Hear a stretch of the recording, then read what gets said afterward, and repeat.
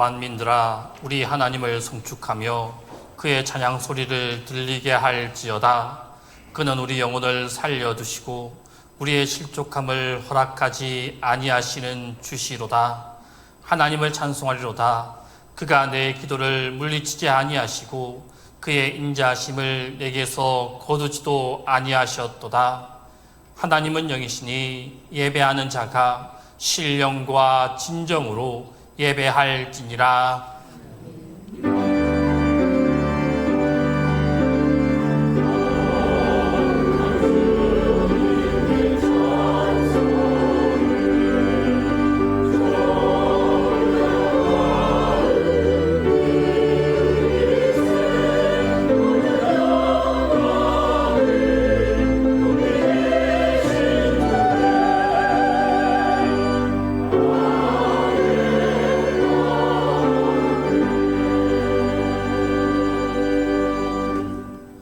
우리의 아픔과 시련을 굽어 살피시는 하나님, 양식 아닌 것을 위하여 은을 달아주던 저희에게 물가로 나오라고 초청하여 주시니 감사합니다. 배부르게 하지 못할 것을 위하여 수고하던 저희에게 너희는 값없이 와서 물과 포도주를 사라고 말씀하여 주시니 감사합니다. 예배 자리로 부르시는 주님의 음성에 순종하여 왔사오니 우리를 맞아 주옵소서. 주님의 명령을 따라 좋은 것으로 먹여주시며 우리의 상한 심령을 회복시켜 주옵소서. 성부와 성자와 성령 성삼위 하나님께 영광이 세세 무궁토록 함께 있을지어다.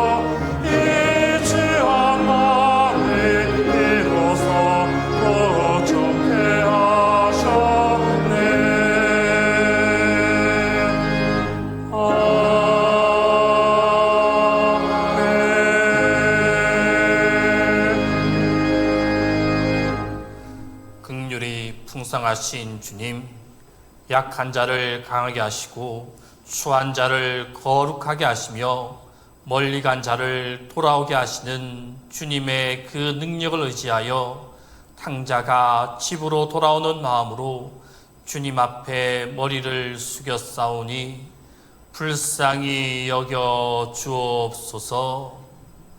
주님의 사랑을 알면서도 주님을 떠나 살고자 했으며 주님의 말씀을 기억하면서도 말씀은 외면하고 거역하며 주님의 뜻을 이루지 못하고 살아왔습니다.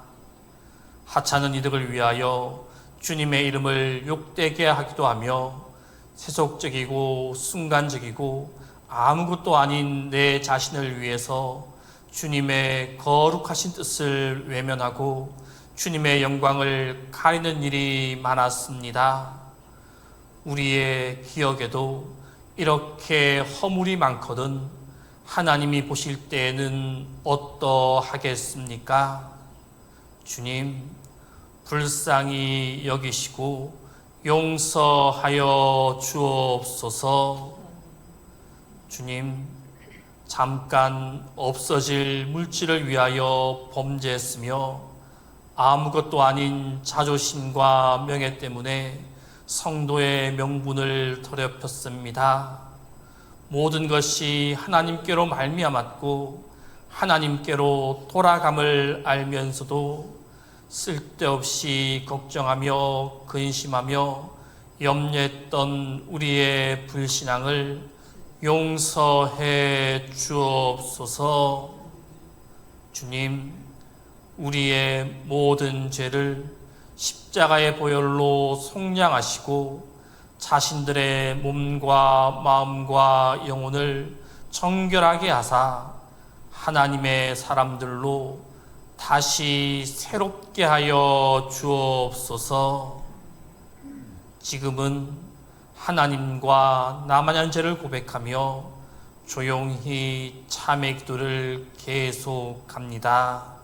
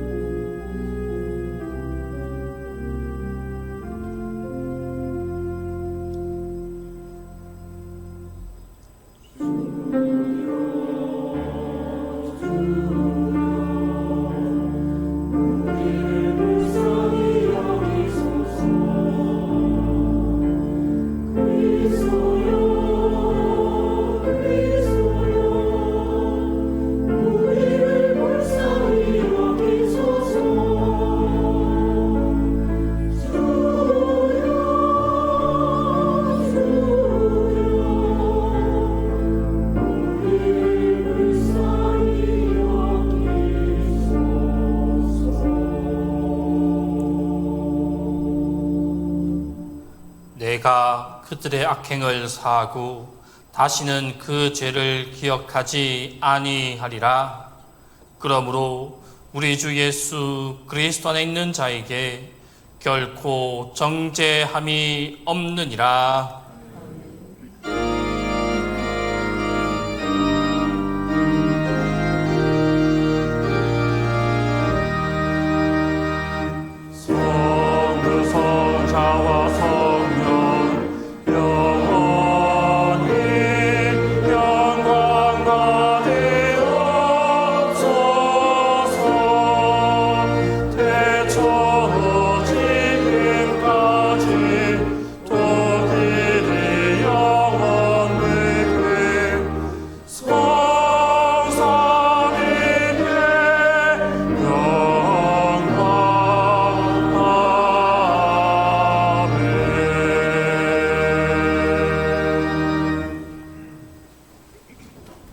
성시교독은 시편 119편 105절에서 112절입니다.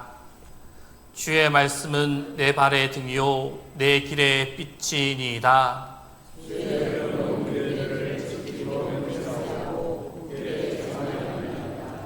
나의 고난이 매우 심하오니 여호와여 주의 말씀대로 나를 살아나게 하소서.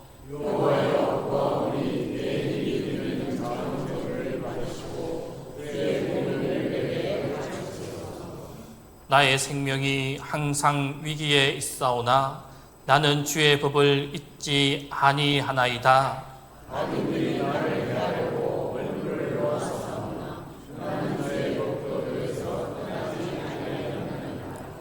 주의 증거들로 내가 영원히 나의 기업을 삼았사오니 이는 내 마음의 즐거움이 됨이니이다. 내가 주의 율례들을 영원히 행하려고 내 마음을 기울였나이다.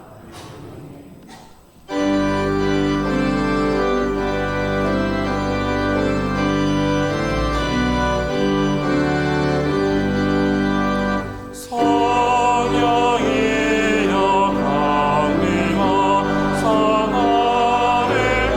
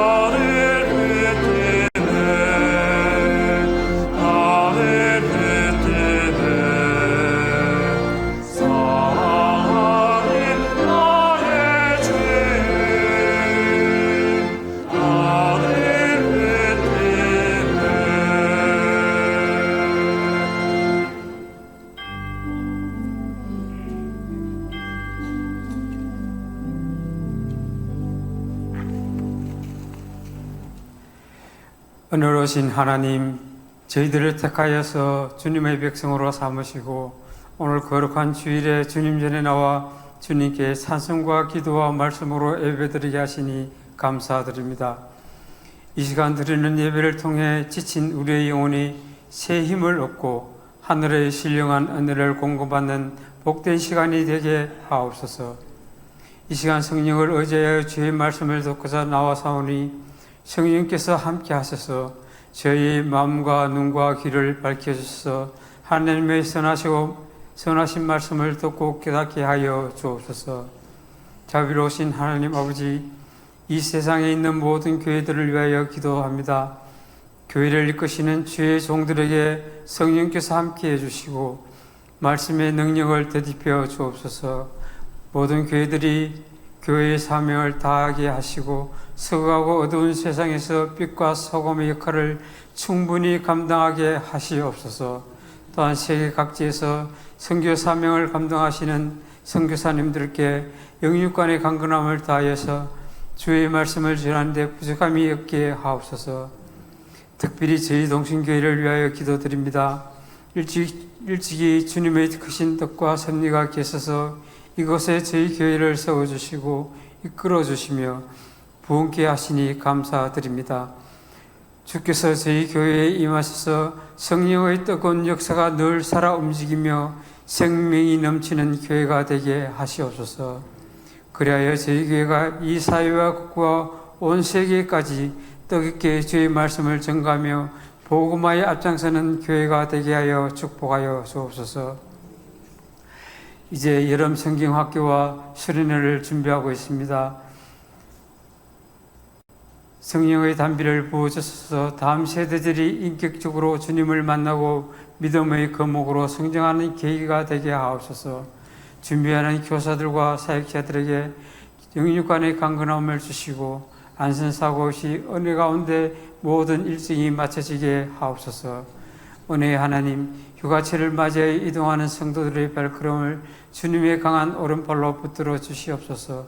오고 가는 길 위에 안전을 지켜주시고 각종 사고와 질병으로부터 머리털 하나 상하지 않도록 보호하여 주옵소서.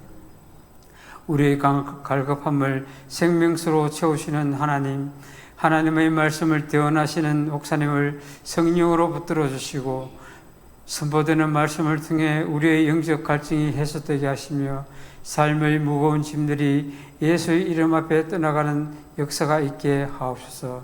찬양으로 영광 돌리는 시온 찬양대에 함께 하셔서 그 찬양으로 하나님 영광 받으시고 듣는 우리에게 기쁨과 은혜의 시간이 되게 하옵소서. 오늘도 여러 가지 봉사로 수고하시는 모두를 기억하시고 날마다 주님의 은혜로 기쁨이 넘치는 삶이 되게 하옵소서. 믿음의 축복을 주신 거룩하신 우리 주 예수 그리스도의 이름으로 기도드리옵나이다. 아멘.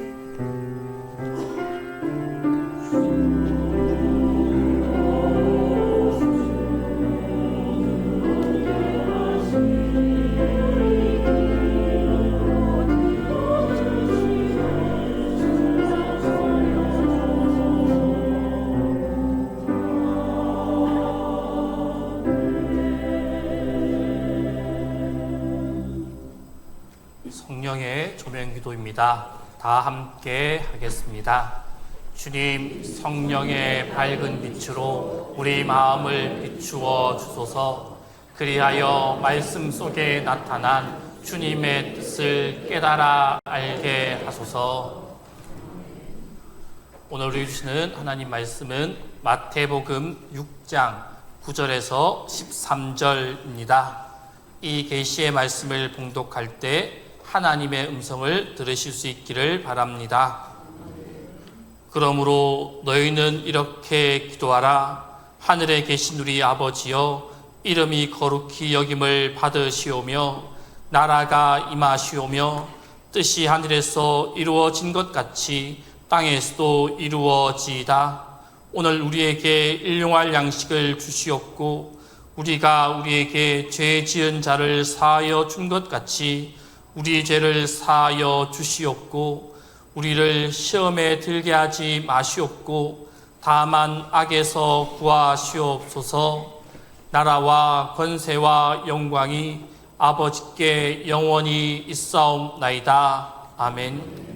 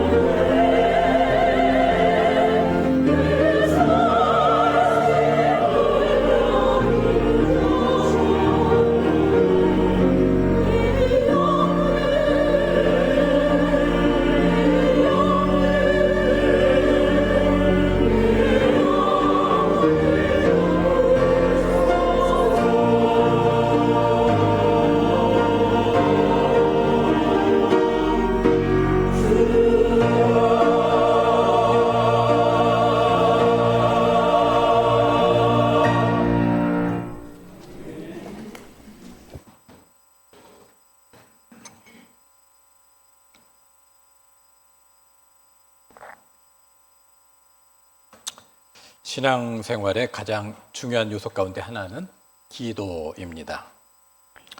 그럼에도 우리가 잘 아는 것 같지만 또 잘 모르는 것이 기도이기도 합니다. 우리는 하나님께 우리가 원하는 것을 구하여 얻어내는 것, 이것이 이제 기도다, 이런 정의에 익숙합니다. 우리가 원하는 것을 하나님께 구하여 얻게 되는 것. 절대로 틀린 얘기는 아니죠. 야고보서 1장 5절에서 6절은 모든 사람에게 후히 주시고 꾸짖지 아니하시는 하나님께 구하라.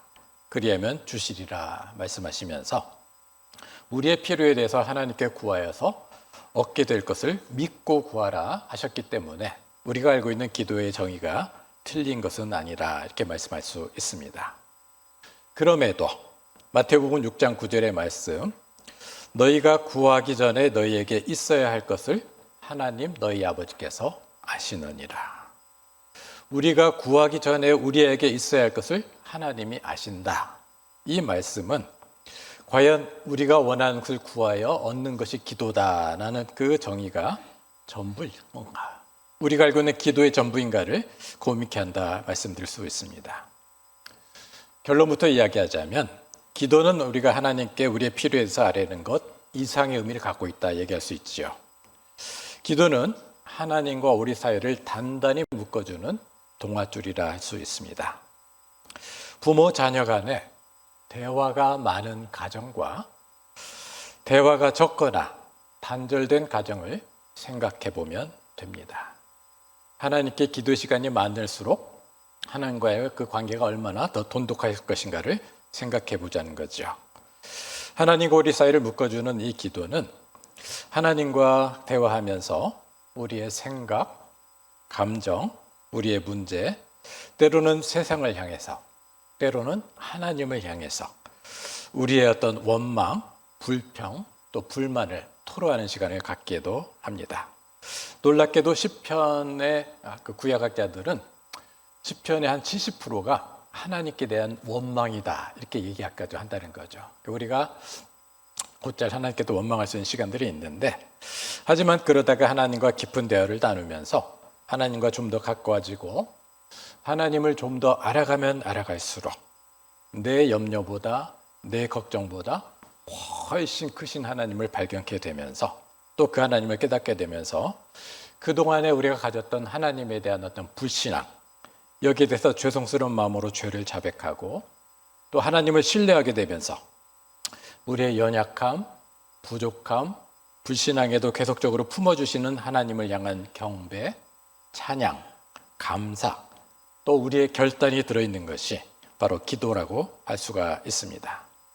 때문에 우리가 드리고 있는 기도가 계속적으로 주세요, 주세요, 주세요만 머물고 있는지, 이 모든 하나님과의 아름다운 관계, 하나님과의 깊어지는 관계를 소망하면서 드리는 기도인지를 살펴본다면 우리의 기도 내용 자체가 우리 신앙이 얼마만큼 성장하고 있고 성숙해지고 있는지를 살펴보는 귀한 지표가 된다 할 것입니다. 부담스러운 질문이지만 요즘 여러분의 기도는 어떠합니까? 우리는 기도가 필요한 것을 아뢰는 것이라 생각하고 하나님 이거 필요합니다, 저거 필요합니다, 도와주세요 하고 일방적으로 실컷 쏟아놓고는 하나님이 말씀하시려고 딱 하는 찰나에 어떻게 해요? 확 돌아서서 하나님을 떠나는 모습도 더러 있습니다. 대화는 쌍방이 있어야 되죠. 하나님께서 우리에게 말씀하실 시간을 드려야 합니다. 물론 하나님께서 우리의 귀에 들리게 음성으로 말씀하시는 경우는 극히 드물죠. 그럼 하나님이 어떻게 응답하십니까?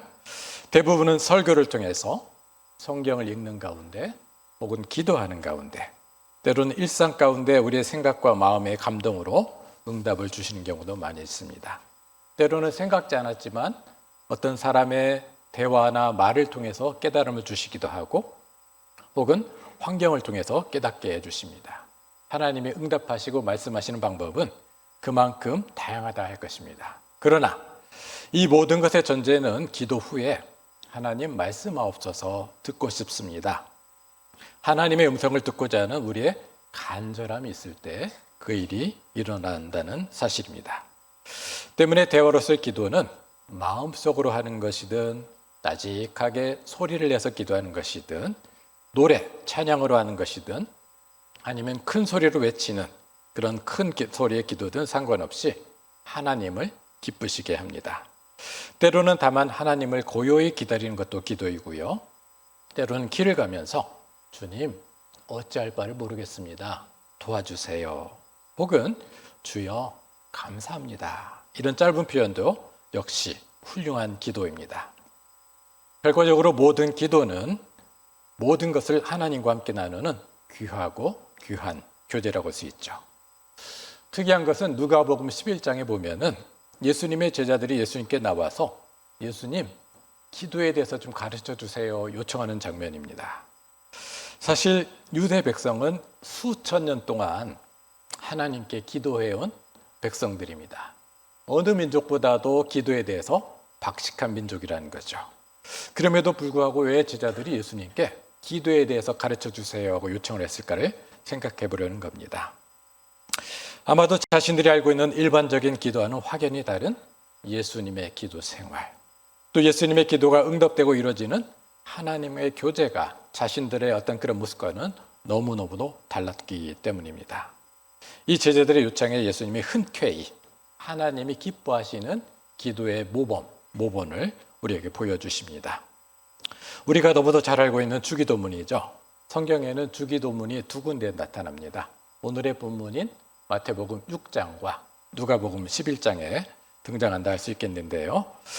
너희는 이렇게 기도하라는 권면으로 시작되는 건강한 그런 기도의 모본을 함께 나누면서 은혜 받도록 하겠습니다. 첫째, 예수님은 아버지여 이름이 거룩히 여김을 받으시오며로 기도를 시작하라고 우리에게 말씀하십니다. 이 첫 기도는 굉장히 중요한데요. 하나는 자애로운 하나님의 모습, 때로는 거룩하고 어미하신 모습의 이 두 균형이 균등하게 제시된다 할 수가 있습니다. 우선 고대 이교도들, 그러니까 우리처럼 하나님을 믿는 사람이 아니고 어딘지는 모르지만 누군가 있을 것 같다는 그런 허황된 믿음 가운데 신을 불렀던 이교들의 그런 기도에는 이렇게 돼 있다는 겁니다. 그 신의 심기나 비유를 거스를까 두려워서 온갖 미사력으로 길게 장식된 신의 이름을 목 놓아 불렀다고 합니다. 하지만 예수님은 그럴 필요가 없다. 요즘 젊은이들의 표현대로 쿨하게 한마디면 된다 하셨어요. 뭐라고 하셨을까요? 아버지. 뭐라고요? 아버지. 이 한마디면 충분하다. 아이가 아빠를 매번 부르면서 이렇게 말한다고 한번 생각해 보십시다. 때를 따라 옷을 입혀주시고 하루하루 맛있는 음식을 주시고 학교도 보내주시고 때로 여행도 보내주시는 참 좋은 우리 아빠. 아빠 기분이 어떨까요? 너무너무 흡족하고 좋지 않겠습니까? 그 다음에는 너무 멋있고 자랑스럽고 너그럽고 너무도 좋은 우리 아빠. 얼마나 좋을까요? 그런데 아이가 매번 아빠를 부를 때마다 아빠의 호감을 사고자 혹은 아빠가 불쾌할까 봐 아이가 불안한 마음으로 어떻게든 아버지 마음에 쏙 들도록 아빠의 고마운 점을 억지로 짜내야 된다면 어떤 상황이 올까요? 너무도 이상하지 않았습니까? 그러나 진정한 아버지의 사랑 속에 자라는 아이는 그저 아빠, 사랑하는 아빠, 그것이면 충분하다는 것입니다. 예수님도 우리에게 말씀하시는 겁니다. 다 필요 없다. 그냥 아버지 하고 아버지 앞에 담대하게 나가면 된다 말씀하시는 겁니다. 왜냐하면 어떻게든 하나님의 마음에 들고자 하는 우리의 노력이 전혀 없었던 불신앙의 모습을 살았던 그때뿐만 아니라 이 시간에도 우리가 어떤 노력이 없음에도 불구하고 무한하신 사랑 자체이신 하나님이 이미 우리를 사랑하시기 때문입니다. 하나님의 사랑은 우리의 어떤 행위를 조건 삼지 않으십니다. 또 우리 하나님은 우리의 부족함을 꾸짖고 그것도 못하냐 하고 야단치시는 하나님이라기보다는 우리의 상황과 연약함을 안타까워하시면서 힘을 북돋아 주시고 능력도 더하시며 이 세상을 잘 살아낼 끊임없이 도와주시기를 기뻐하시는 분이 바로 우리 하나님이기 때문에 아버지 그 하나면 충분하다는 겁니다. 그 하나님 또 우리가 믿음에서 멀어져 실족하고 잘못된 길로 들어서더라도 반드시 우리를 찾아내며 구원의 길로 다시 들어서도록 회복시켜주는 분이 바로 우리 하나님 아버지라는 거죠.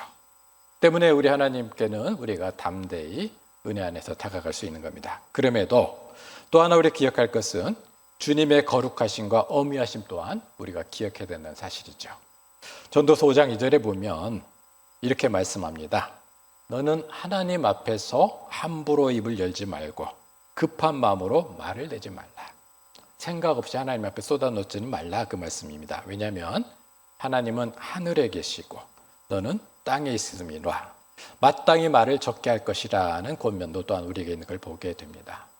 하나님은 자상한 자애로운 아버지시지만 또한 영육간의 모든 존재를 살리기도 멸하기도 하시면서 마지막 때에 모든 사람의 삶을 심판하시는 심판주로서 경외와 두려움이 대상이기 때문에 우리는 사랑에 대한 하나님께 나아가지만 그러나 너무 무례한 그런 부분이 아니라 건강한 경외와 그런 자세도 필요하다 말씀할 수 있습니다. 때문에 아버지여 하고 친근한 마음으로 나아가되 하나님의 뜻을 높이는 또 하나님의 이름을 영화롭게 하는 그렇게 시작하는 하나님의 거룩한 이름, 성호를 거룩하게 하는 그 기도는 어떤 유익이 있을까요? 오 할레스비란 분이 이렇게 얘기합니다. 우리의 기도가 자신이나 우리가 사랑하는 사람들의 유익을 억지로 얻어내거나, 그러니까 기도하는 이유가 뭐라는 거예요? 억지로 하나님에서 우리 원하는 것을 얻어내거나 혹은 어려움이나 시련을 모면하기 위해서 그때를 벗어나기 위해서는 기도가 아니라 모든 순간에 기도하면서 하나님, 내게 원하신 것이 뭡니까? 하나님, 기뻐하신 것이 뭡니까? 하나님의 이름을 거룩하게 하고 하나님의 이름을 영화롭게 하는 마음으로 기도의 자세로 나가면 전제가 그렇게 되는 거죠. 우리의 약하고 초라한 기도에도 불구하고 어때요? 우리의 기도가 많이 부족하고 연약하고 초라하지만 어떻게 됐을까요? 강력한 성경의 약속들이 성취된 것을 확실히 보게 될 것입니다. 무슨 말일까요? 어려움과 고통의 시간을 통과하는 과정에서 우리는 종종 문제에서 벗어나는데 극복하지만 하나님을 신뢰하는 마음으로 계속 내 행동과 결정을 할 때마다 하나님이 무엇을 기뻐하실까? 이 짧은 순간에도 하나님이 무엇을 원하실까? 어떻게 하면 하나님을 기쁘게 해드릴까를 고민하면 우리는 하나님께 기도하면서 이렇게 답을 드리잖아요. 하나님, 요 문제는 언제까지 이렇게 해결해 주시면 됩니다. 하고 우리가 하나님께 딱 정해드리는 순간이 있는데 우리가 예상했던 답이 요만하다면 하나님은 매 순간 하나님을 기쁘시게 원하는 자에게 이처럼 큰 것으로 주신다. 그 약속의 말씀이 여기에 담겨 있다는 겁니다. 문제 해결. 당연히 마음이 급하지요. 그러나 그럴수록 초급함에 실수나 죄악보다는 하나님께 영광을 돌리고 하나님을 기뻐하실 그런 결정과 행동으로 우리가 예상한 것보다 훨씬 더 강력한 큰 은혜와 해결을 경험하는 성도님 되시길 주님의 이름으로 부탁을 드립니다. 둘째로 나라가 임하옵시며 라고 우리가 기도하게 되죠. 이 기도는 하나님의 약속하셨던 통치가 완전히 실현되고 완성되는 것을 기도하는 겁니다. 당연히 세상의 모든 악, 모든 불공평함, 불공정함, 그리고 사악함이 제거되고 하나님의 공의가 강같이 흐르는 그 시절을 소망하는, 대망하는 기도를 할 수가 있습니다. 그러나 우리가 기억할 것은 여기에서 이제 나라라는 표현 때문에 자꾸 어떤 지역이나 공간을 생각을 해요. 그래서 대한민국이다, 중국이다, 미국이다 이런 공간을 생각하지만 그것이 아닙니다. 하나님의 나라는 하나님의 통치, 하나님의 다스리심의 표현이라 할 수 있겠죠. 때문에 나라가 임하옵소서라는 기도는 하나님이 친히 내 삶을, 우리의 일상을 다스려 주옵소서 이런 기도가 된다 할 수 있겠습니다. 우리는 인생의 제 문제들을 내 경험을 가지고 내 능력을 가지고 해결하려고 애를 씁니다. 하지만 여러분이 많이 살아보면서 경험했듯이 인생의 대사수와는 어때요? 내 경험치로는 전혀 도움이 안 되는 상황이 훨씬 더 많다는 것입니다. 저도 이제 낚시가 취미라 이렇게 세보진 않았지만 1년에 한 10번 정도 바다에 나가는 것 같아요. 그런데 이제 물론 잘 잡는 분도 있지만 저는 실력이 없어서 그런지 10번 나가면 한 2번, 3번 정도 손맛을 보고 7, 8번 어떻게 될까요? 꽝이에요, 꽝. 못 잡고 오는 경우가 많습니다. 그런데 밖에 나가서는 얘기할 때는 뭐라고 해요? 나는 나가면 많이 잡는다. 이제 두세 번의 경험을 갖고 뻥을 쳐가지고 과장해서 얘기하는 경우가 많이 있습니다. 근데 저 역시 이런 경험이 있다면 평생을 어부로 겪었던 잔뼈가 굵었던 베드로 입장에서는 어디에 고기가 잘 잡힌다는 걸 너무도 잘 아는 사람이었다는 사실입니다. 그래서 자기의 경험만으로도 삶을 살아가는데 아무런 문제가 없다 생각했겠으나 여러분이 잘 아신 대로 그 고기가 나올 만한 것에 밤새 그물을 던졌지만 어떻게 됐어요? 한 마리도 잡지 못했다는 겁니다. 이게 결국 우리 인생 가운데 종종 나타나는 현상이지 않습니까? 하지만 깊은 데 가서 그물을 던지라는 예수님의 한 말씀에 베드로가 얘기합니다. 예수님, 그건 내 경험과 내 지식과는 맞지 않습니다. 그게 과연 답일까요? 그러나 예수님이 말씀하시기에 순종하겠습니다 하고 깊은 데 그물을 던졌더니 어떻게 되었을까요? 혼자서는 감당할 수 없을 만큼의 큰 풍화와 만선을 경험하였다. 성경은 기록하고 있습니다. 베드로가 자신의 경험과 능력이 아닌 하나님의 다스리심을 자신의 삶 가운데 모셔드리고 하나님 뜻이 펼쳐지기를 기도했을 때 자신의 능력으로는 불가능했던 그 모든 상황이 하나님의 풍성함으로 채워지는 역사가 있었다. 성경은 기록하는 겁니다. 우리는 이건 작은 일이니까 내가 할 수 있기 때문에 저것은 큰 일이니까 저것은 기도가 필요해 하고는 어떤 일의 경중, 무게를 우리 스스로 판단하는 경우가 많이 있습니다. 근데 우리의 눈은 죄악으로 오염되었기 때문에 어떤 문제가 큰지 작은지를 판단할 능력이 없습니다. 세상의 모든 일은 하나님의 손에 붙들릴 때 우리를 가장 안전하게 합니다. 전에도 한번 말씀드렸습니다마는 미국 유학 시절에 좀 낡은 차를 타고 다녔었는데 오늘보다도 훨씬 더 더웠을 것 같아요. 40도 정도 되는 육박되는 때인데 이제 집사람하고 운전하고 가는데 고속도로에서 한 요만큼 2, 3m 되는 비닐이 저 멀리서부터 널름널름 넘어오는 겁니다. 앞에 두세 대 가는데 다 비켜가더라고요. 그래서 아이고 내 차도 당연히 비켜가겠지 하고 있는데 내 차 앞에서 갑자기 뚝 떨어지더니 어떻게 됐어요? 차 밑으로 확 들어오는 겁니다. 계속 백미러를 보면서 빠져나갔겠지 했는데 안 보여요.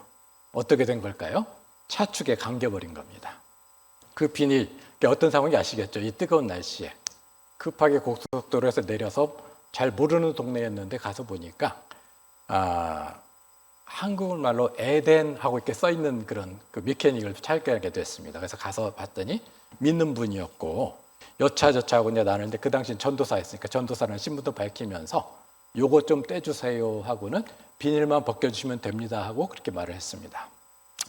띄워놓고는 비닐을 긁는데 이분이 계속 한숨을 쉬는 거예요. 아니 뭐가 문제입니까?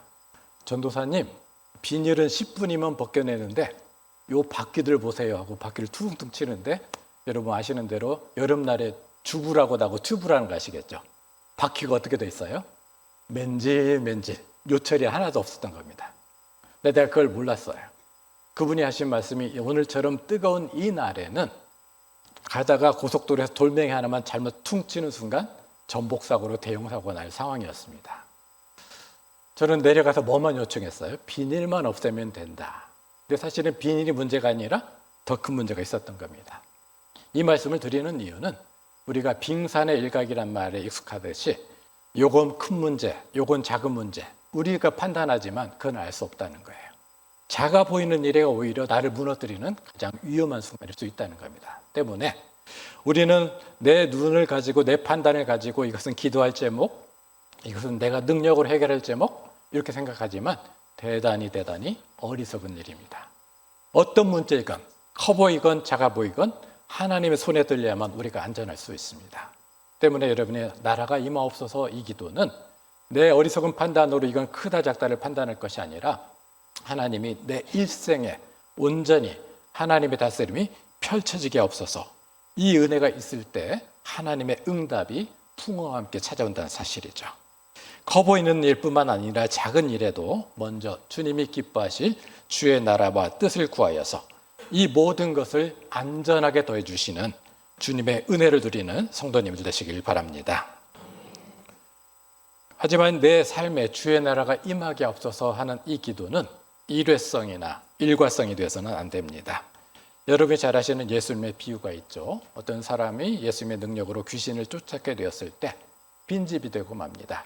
하나님으로 채워지지 않고 말씀으로 채워지지 않고 기도로 채워지지 않았을 때 빈집이 되었더니 쫓겨나갔던 귀신이 보니까 집이 비어 있는 겁니다.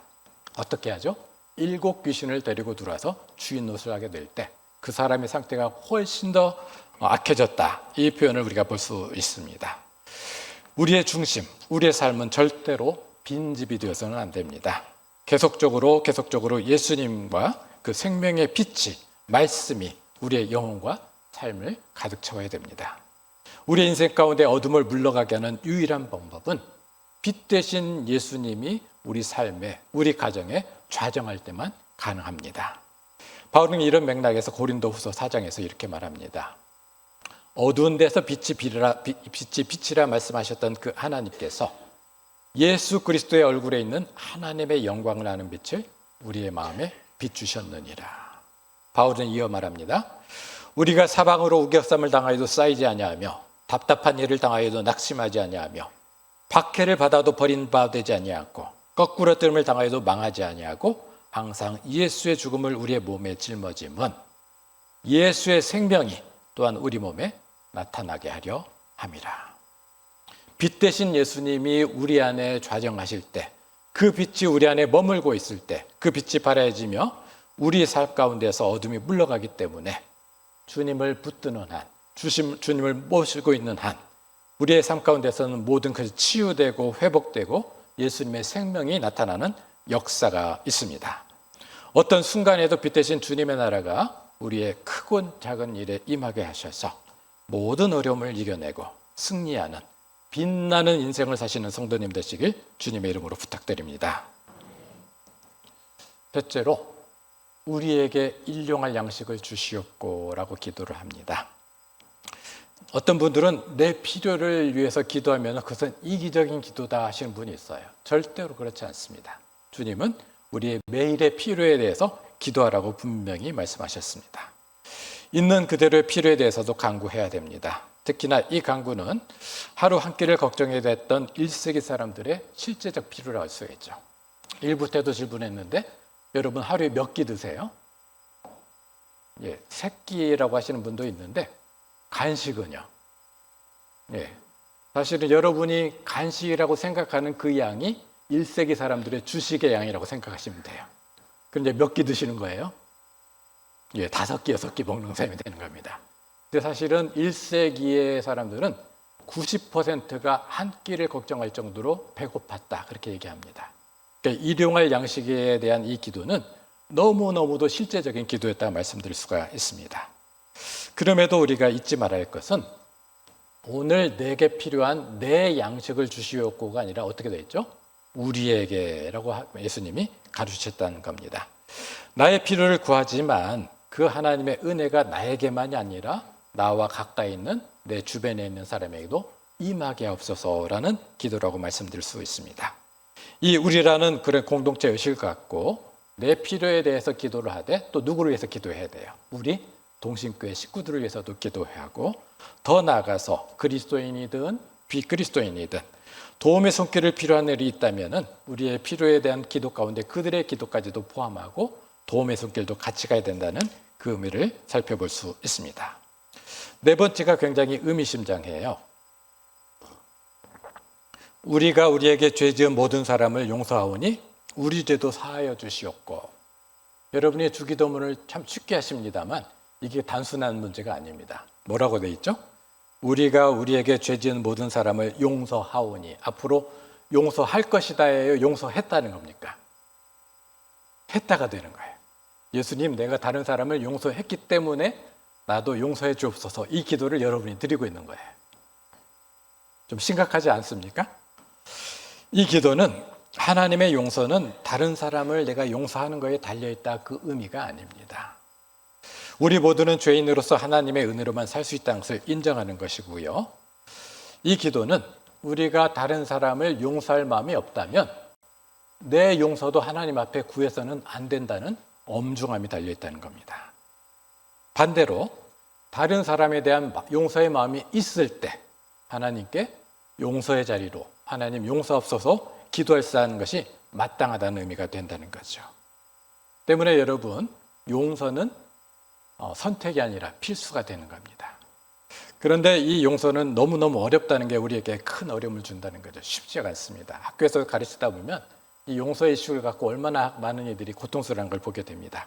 그럼에도 성경이 계속하여 용서하라 용서하라 요구하시는 이유는 용서는 우리와 다른 사람을 과거에 매이지 않게 하고 주께서 주시는 자유로 미래로 향해서 나가게 하기 때문입니다.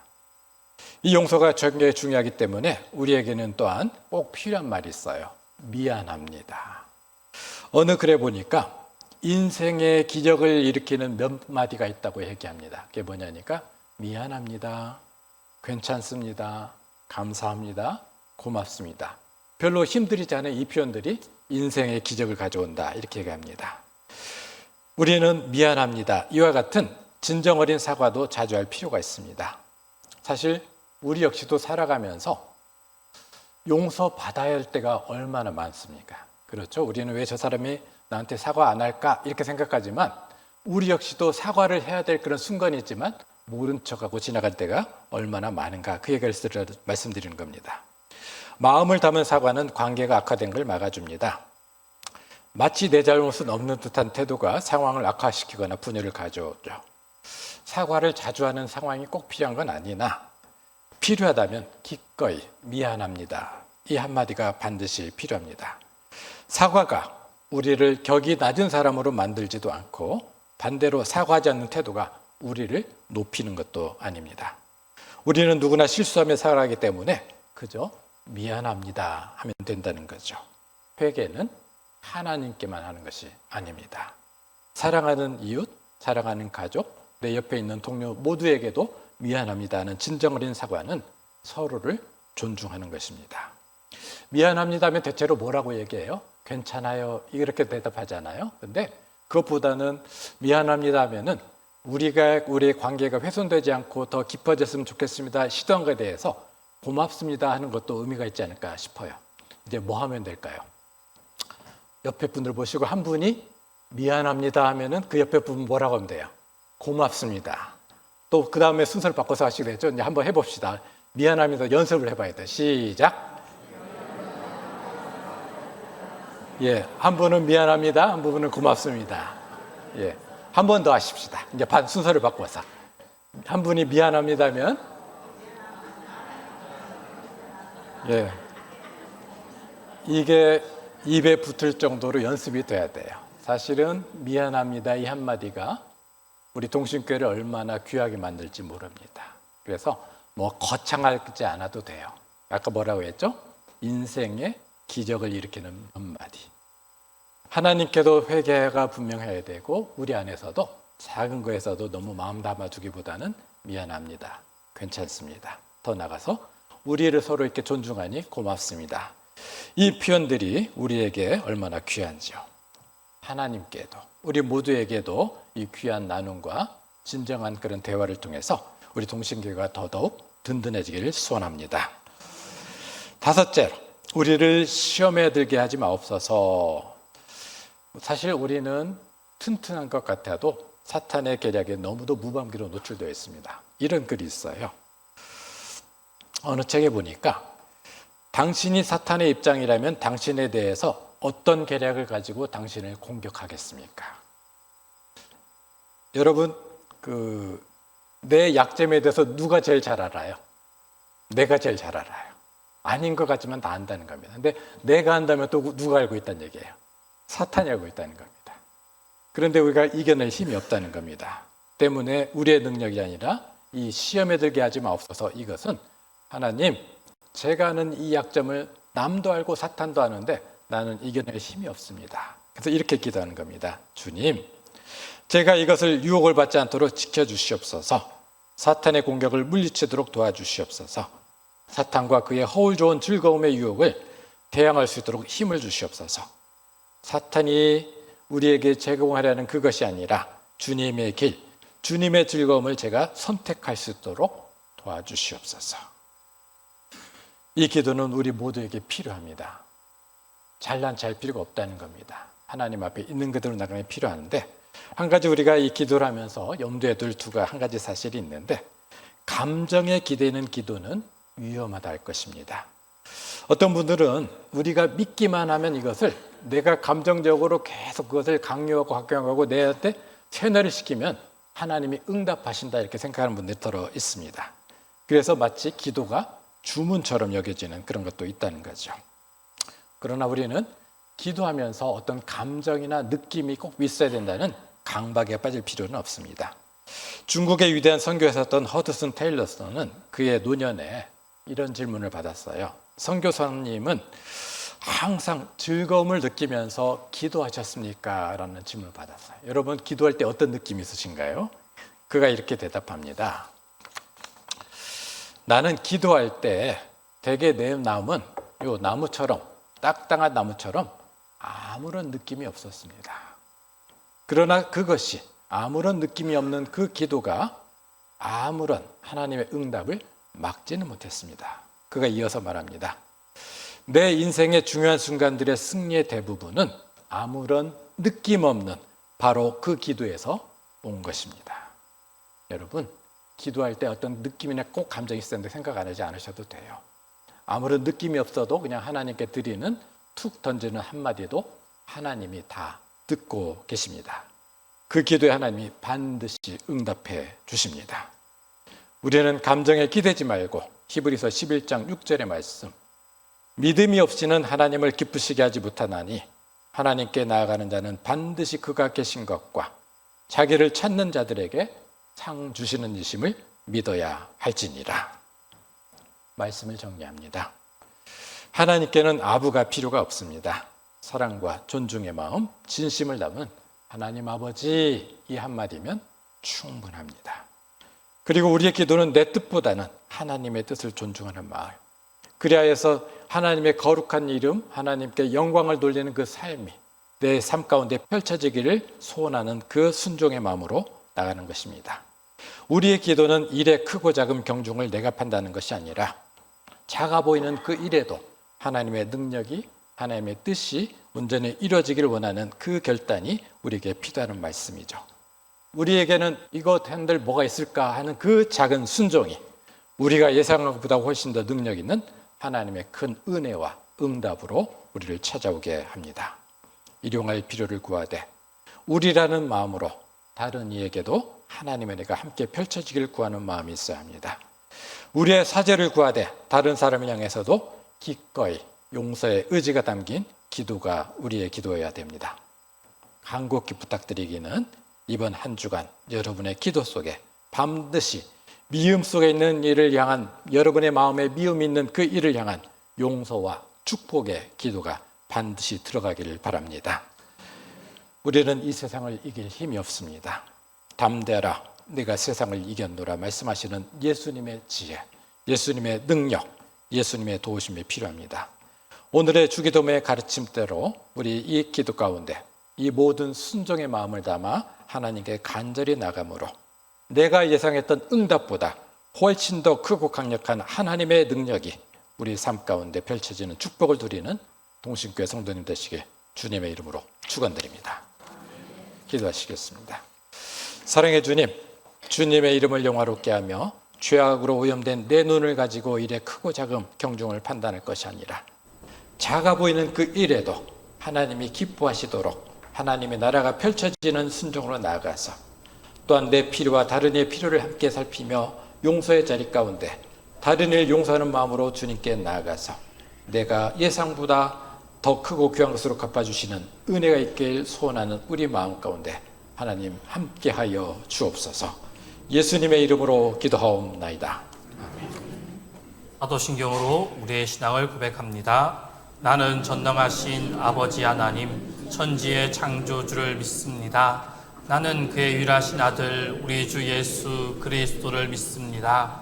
그래서 본디오 빌라도에게 고난을 받아 십자가에 못 박혀 죽으시고 장사된 지 사흘 만에 죽은 자 가운데서 다시 살아나셨으며 하늘에 오르시어 전능하신 아버지 하나님 편에 앉아 계시다가 거기로부터 살아있는 자와 죽은 자를 심판하러 오십니다. 나는 성령을 믿으며 거룩한 공교회와 성도의 교제와 죄를 용서받는 것과 몸의 부활과 영생을 믿습니다.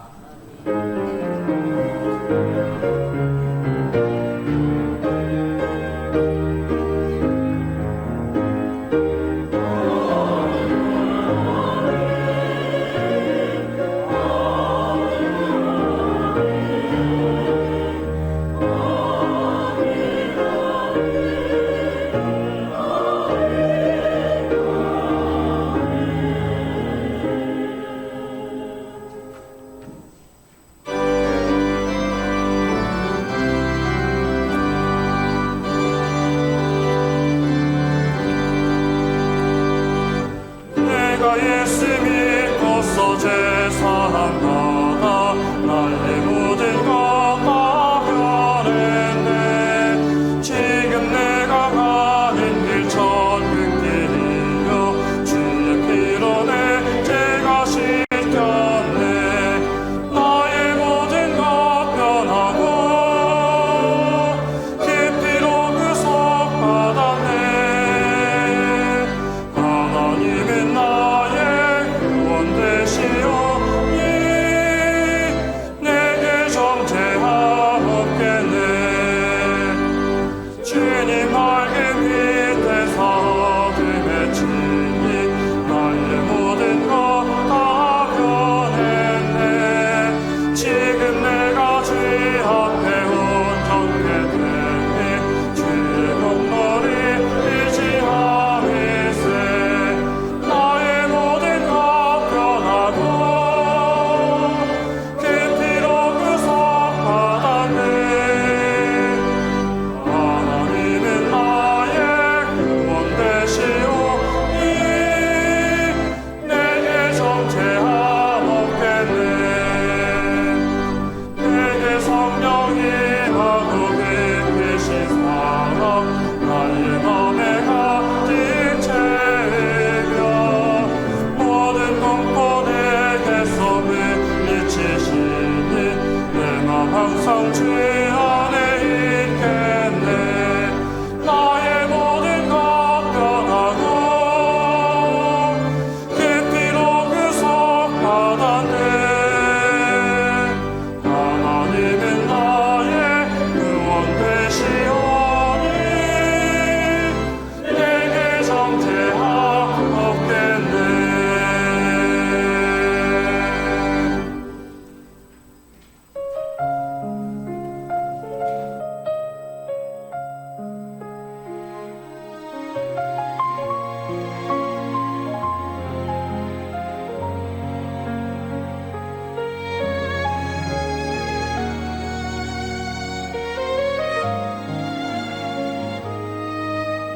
하늘에 계신 우리 아버지여,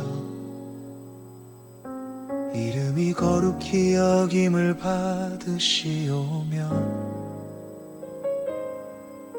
나라가 임하시오며 뜻이 하늘에서 이루어진 것 같이 땅에서도 이루어지다. 오늘 우리에게 일용할 양식을 주시옵고 우리가 우리에게 죄 지은 자를 사하여 준 것 같이 우리 죄를 사하여 주시옵고 우리를 시험에 들게 하지 마시옵고 다만 악에서 구하시옵소서. 나라와 권세와 영광이 아버지께 영원히 있사옵나이다. 아멘.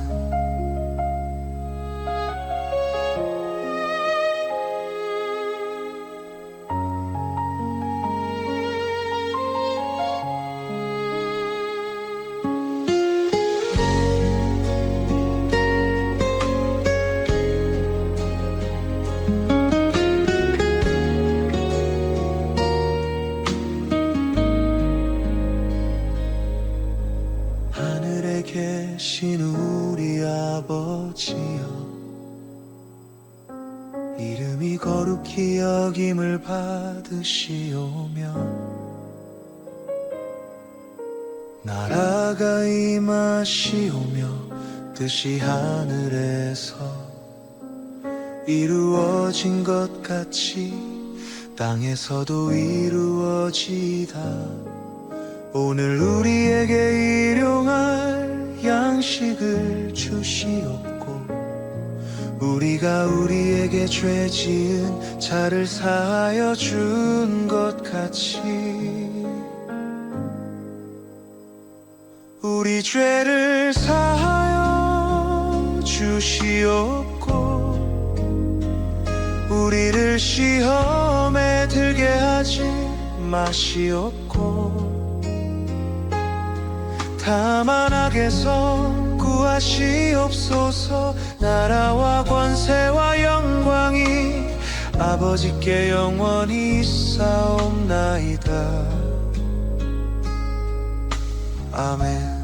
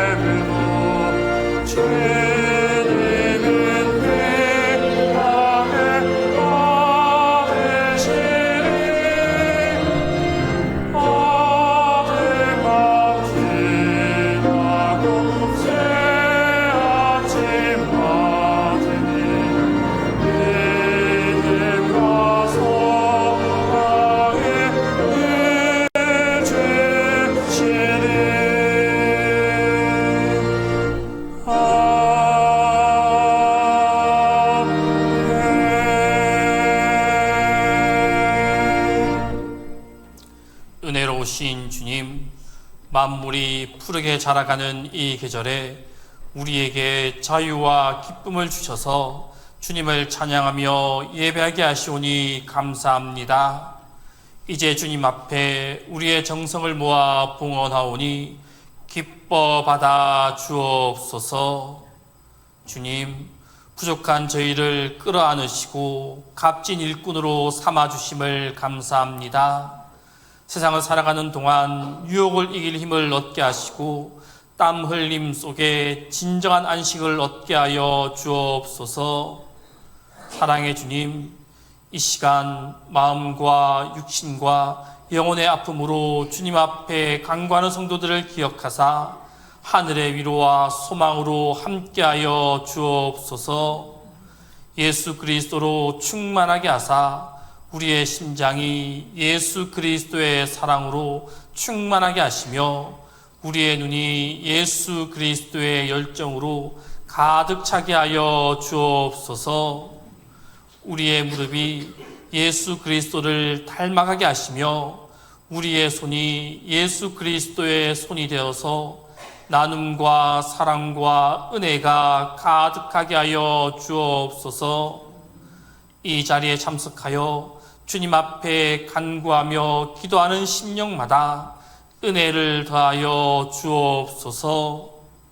주님, 새롭게 맞이하는 한 주간 동안 우리 모두가 주님이 주신 세상에서 행복을 누리며 살아가도록 인도하여 주옵소서. 우리 주 예수 그리스도의 이름으로 봉헌 기도 드립니다.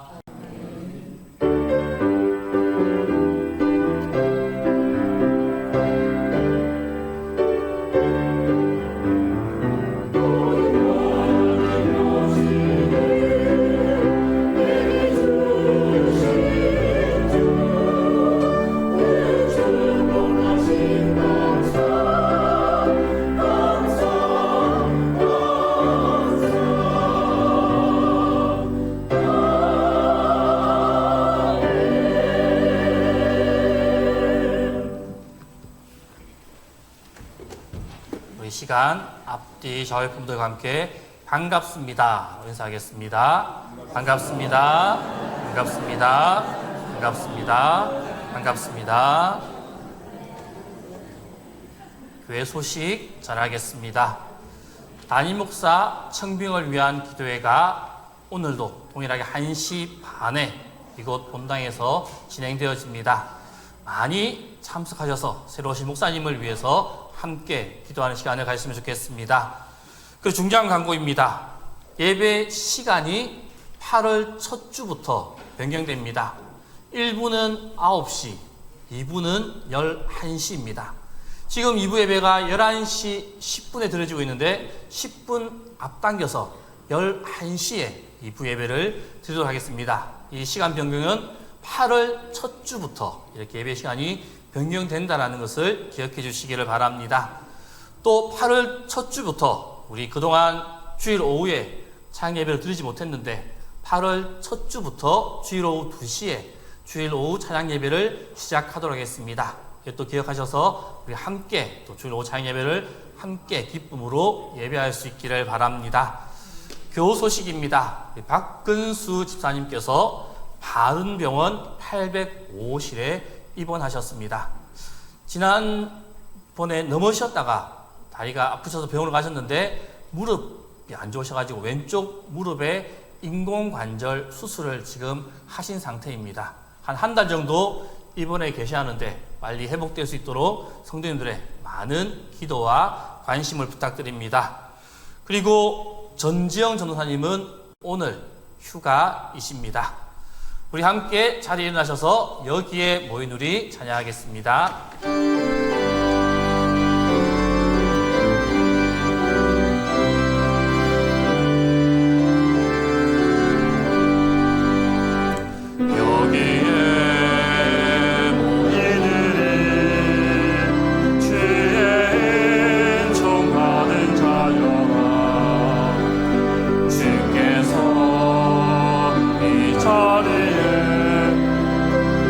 함께 계심을